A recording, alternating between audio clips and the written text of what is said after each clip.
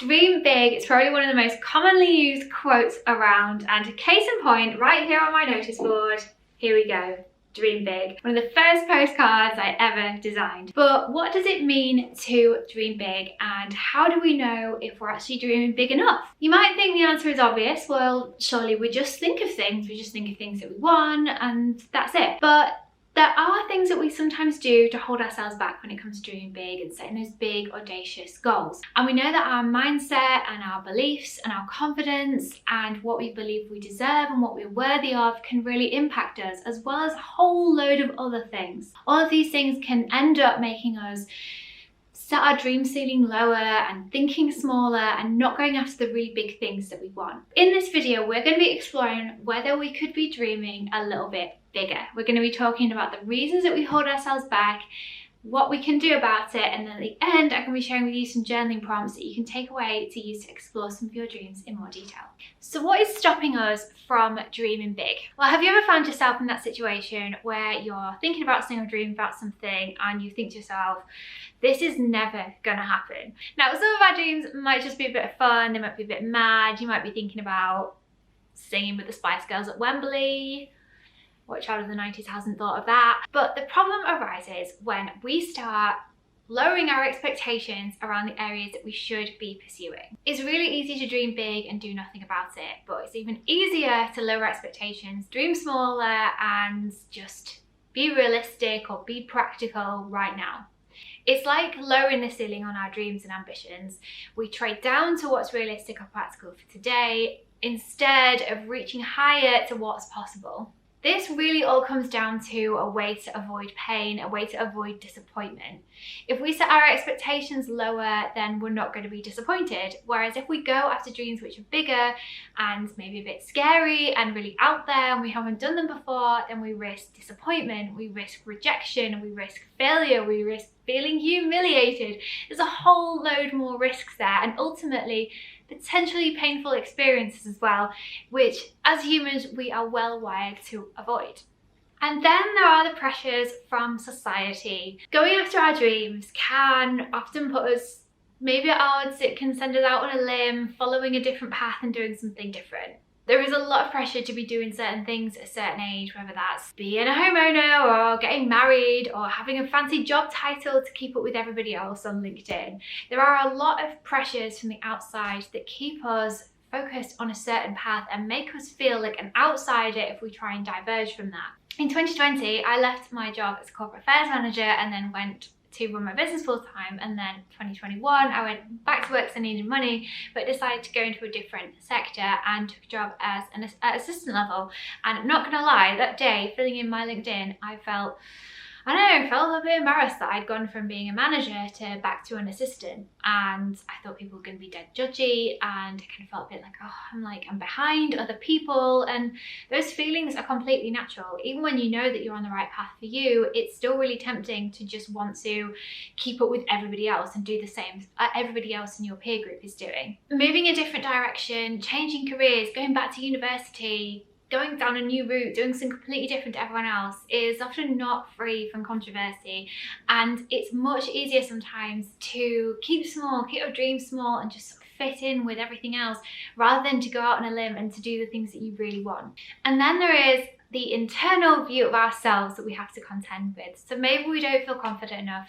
Maybe we think that we are, for some reason, too old, or we're not capable enough, or we're not good enough for some reason to be going after all of these big dreams and plans that we've got. All of this kind of compounds itself into this habit that we end up getting of dreaming small, of being realistic, and just kind of sticking to what we know. But like any habit, that can be changed. So if we get into the habit of dreaming small, we can get into the habit of dreaming big. And in the next part of this video, we're going to be discussing how. Understanding the limitations that we place on ourselves is always the first step. So even just by understanding some of this, and maybe some of what I've said already has maybe hit a nerve or resonated with you, it's always a first step in understanding why we think the way that we do. Because when we start to understand what our beliefs are, we can question them, rewrite them, and unpick them, and replace them with better ones, which make us feel more empowered, inspired, and in this case, going to help us to dream a bit bigger. So jumping from dreaming small to dreaming big is quite a big leap. So it's best to do this in small stages and to start slowly expanding what we expect to be possible for us. So I want to give you an example of a mindset shift I went through when I was running my business. And I remember thinking, and I just could not get my head around this, I couldn't get my head around the idea that I could make 5 sales a day. I just would think about it and I'm like, 5, that's just so many. I don't even think there are that many people in the country who would even want to buy my stationery. Like that's so many people. I couldn't get my head around it because I'd never done it before. But once I did do it, and once I achieved that, and once it became the norm, I was then able to think, oh, well, if I've done 5 a day, then I can maybe do 6 or 7 or more. The point is that before we achieve something, it can often feel impossible. But once we get something to a new normal, once we establish a new normal, we can then expand a little bit further and a little bit further from that point.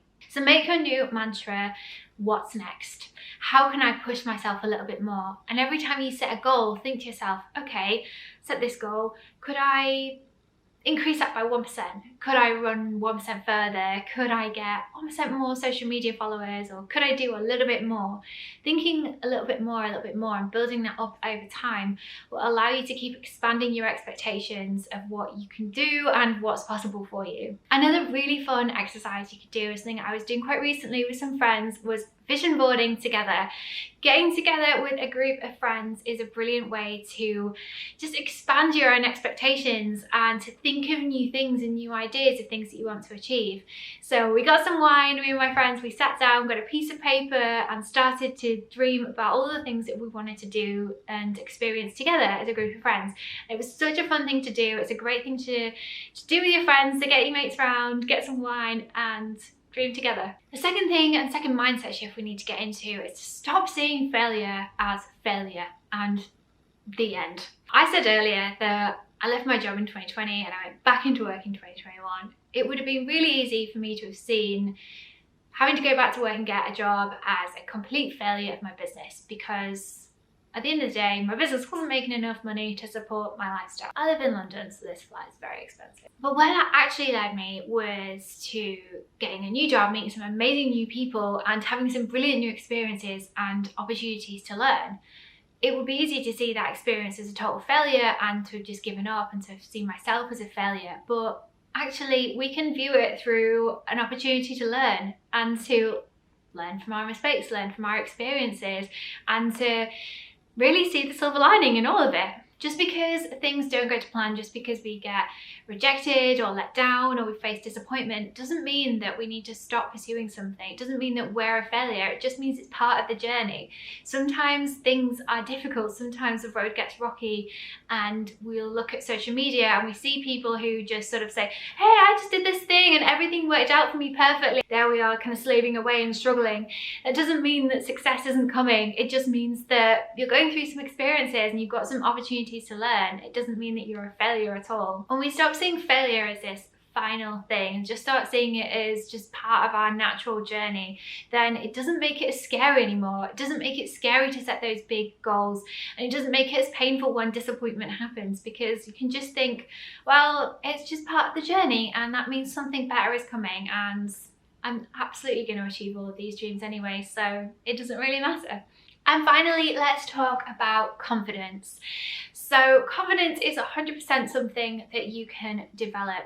There is no reason that you can't do all of the things that you've been dreaming of, all of the things that you want to do. You are no less deserving than anybody else. You're no less capable than anyone else. You can absolutely do it.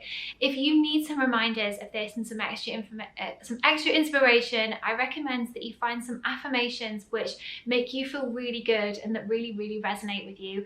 Write them down in your journals, write them down in your planners, look at them every day, say them in the mirror, whatever works for you. Have them there as a reminder of all the things that you're capable of. And if you need some inspirational quotes and products, there are so many things on my website that you'll be able to find in terms of like stickers, planners, journals, all the good stuff that you need to help you feel more confident and empowered every day. And of course, I had to bring up journaling. So journaling is a great way to explore some of your dreams and also explore some of the things that are holding you back, unpick those old limiting beliefs and replace them with new, more positive ones. So here are some journal prompts that you can use to explore your dreams. What brings me joy and how can I make more space for it in my day? Pursuing our dreams is all about going after the things that really bring us joy and making more time for them. So knowing actually what you love and what you want to spend more time doing is a really, really good thing. If I could do anything, I would. Wouldn't it be amazing if, and 10 years from now, I'm most proud of myself for? You can find some of these journal prompts and some others in our gratitude journaling kits, and I will pop a link to those as well in the description of this video. So I hope this video has provided you with some inspiration and some ideas for expanding your dreams and dreaming a little bit bigger. Thank you so much for watching, and make sure you give this video a little thumbs up and a little like if you have enjoyed it. And yeah, drop a little star emoji as well in the comments if you've made it to the end, so I can see who watched the end of this video. I'd absolutely love to connect with you. So thank you so much for watching, and I will see you all again very soon.